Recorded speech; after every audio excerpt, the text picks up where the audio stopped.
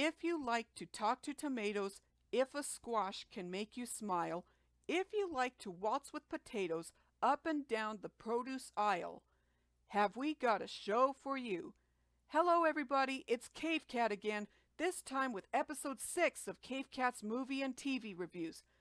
As a lot of you have been able to guess, today I'm going to be talking about VeggieTales. Since it's going to be the 30th anniversary of VeggieTales in over a month, what better way to celebrate the occasion than to talk about the show itself? To start off, VeggieTales was first created by Big Idea Productions, a company that was first established by two guys named Phil Vischer and Mike Nawrocki. The idea for the show came about when Phil and Mike met in Bible college and did puppet shows together. These sketches would later become the basis for their animated show that would later become known as VeggieTales. Though originally, they wanted to make the show about an anthropomorphic candy bar, but Phil's wife, Lisa Vischer, convinced them to change the candy bar to vegetables, reasoning that parents would get mad if their kids fell in love with a talking candy bar. So because of that, they changed the candy bar to an anthropomorphic cucumber, who would later become known as Larry the Cucumber. Moving on, the first episode of the series, Where's God When I'm So Scared, was first released in December of 1993. Once the episode was released, everybody loved it because it really told the stories in a very quirky and tongue-in-cheek manner. I bet you're wondering what I'm talking about. Well, ever since the show's inception, people loved the show for its characters, its humor, its quirkiness, and its tongue-in-cheek style of retelling various stories, whether they're Bible stories or even other forms of pop culture. The reason I say this is because VeggieTales is known for its retelling of various Bible stories in different forms of pop culture, with anthropomorphic vegetables playing the characters. The characters of the show are also fun and quirky in their own ways, especially Bob the Tomato, Larry the Cucumber, Junior Asparagus, Archibald Asparagus, Jimmy and Jerry Gourd, Pa Grape, Mr. Nezer, Mr. Lunt, and many others.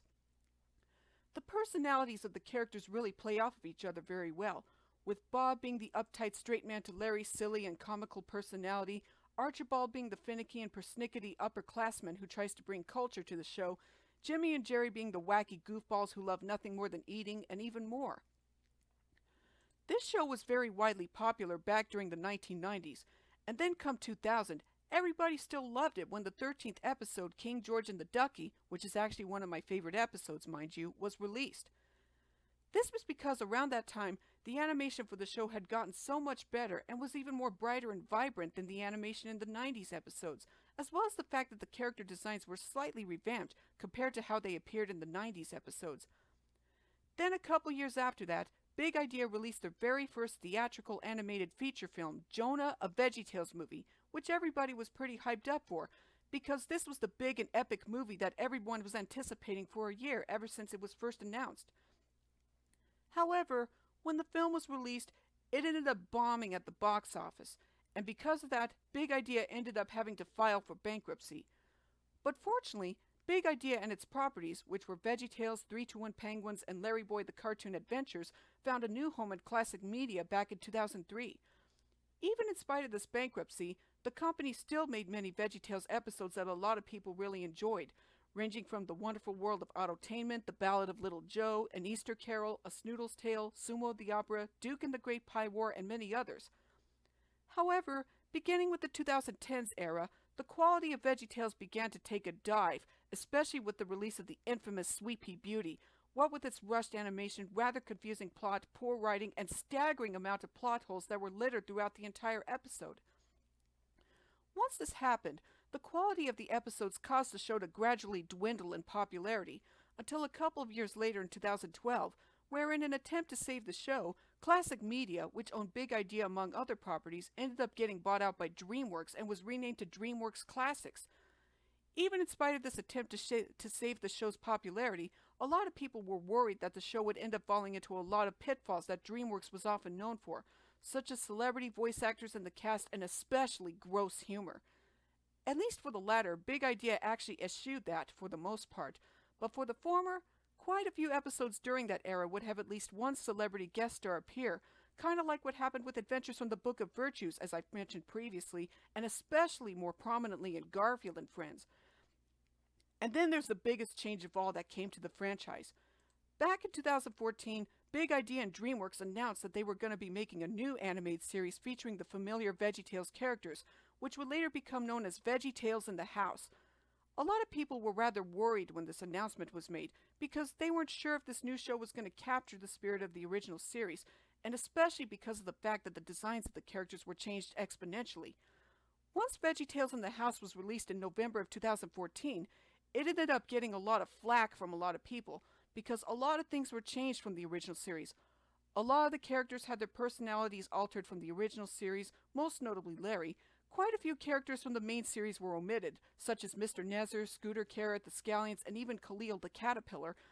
The new characters that were added for the show were rather flat and not very good, such as Bacon Bill, Tina Celerina, Gary Garlic, Motato, and especially Ickabeezer, whom a lot of people felt was very unlikable due to his grumpy and antisocial attitude, and even more jarring that he was supposed to serve as a replacement for Mr. Nezer.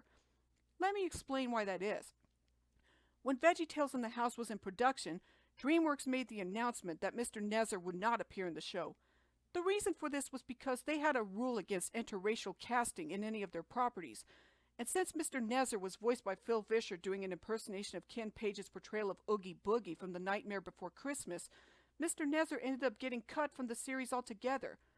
At least they were able to bring him back for the VeggieTales show a few years later, though, albeit he was now voiced by an actual African American instead of by Phil.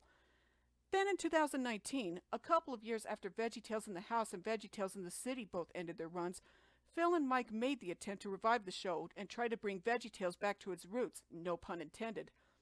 So because of that, they came up with the VeggieTales show. The VeggieTales show is slightly different from the actual VeggieTales series, in the sense that instead of taking place on the countertop, it now took place inside a theater that is owned by Mr. Nezer. But even in spite of this slight format change, at least the storytelling format returned after being completely absent from VeggieTales in the House. And one saving grace for all the fans is that the original characters and designs were brought back, albeit slightly more revamped, so that they're more expressive and vibrant than the original series. Unfortunately, even in spite of the show being made to be more like it was in the beginning, a terrible wake-up call ended up coming to the show when back in the summer of 2021, Phil Vischer, Mike Naraki, Lisa Vischer, and Kurt Heinecke all ended up getting fired from their own studio, thanks to the fact that Universal had bought DreamWorks back in 2019 as well. The reason for this was because Phil and Mike came to the head of Universal after being told that another new VeggieTales show was being made, and when they requested that they have creative control over their studio, the head went, "Nope, not gonna happen," and fired them, along with Lisa and Kurt. And so because of that, the VeggieTales show had come to an end rather prematurely. And even though there was news of a third VeggieTales feature film in production following Jonah, a VeggieTales movie, and the Pirates Who Don't Do Anything, a VeggieTales movie, it seems very unlikely that this new film will ever get off the ground. Thanks a lot, Universal, for caring more about money than about your employees. But all that is in the past now. And unless a miracle happens that will entail Phil, Mike, Lisa, and Kurt returning to Big Idea, even in spite of being fired by Universal, it seems that we'll never get another new VeggieTales show ever again. But at least there's a lot of fans out there that will still write their own VeggieTales episodes and post them on like fanfiction.net or DeviantArt. But either way, even in spite of all the hardships and problems that the VeggieTales series went through throughout the years, I will give it 10 stars. It's really sad the way that this show got treated in recent years, ever since the bankruptcy of Big Idea back in 2003 due to the box office bomb of Jonah. A lot of people felt that Big Idea really shot themselves in the foot once this happened, which led to it being bought by Classic Media before Classic Media itself got bought by DreamWorks. How ironic that DreamWorks made a really great job retelling the story of Moses with the Prince of Egypt back in 1998, yet when they bought Big Idea back in 2012, they ended up completely ruining the VeggieTales series. But as I mentioned before, let's not dwell on the past too much. Even though VeggieTales ended up becoming a shell of its former self, at least a lot of people, myself included, will still look back at the VeggieTales series and enjoy the old episodes for its great humor, tongue-in-cheek style, and especially fun and lovable characters. So that's a wrap for this episode of Cave Cat's movie and TV reviews. As mentioned before, stay tuned to my YouTube channel for whatever video that I'll come up next, and I'll see you next time.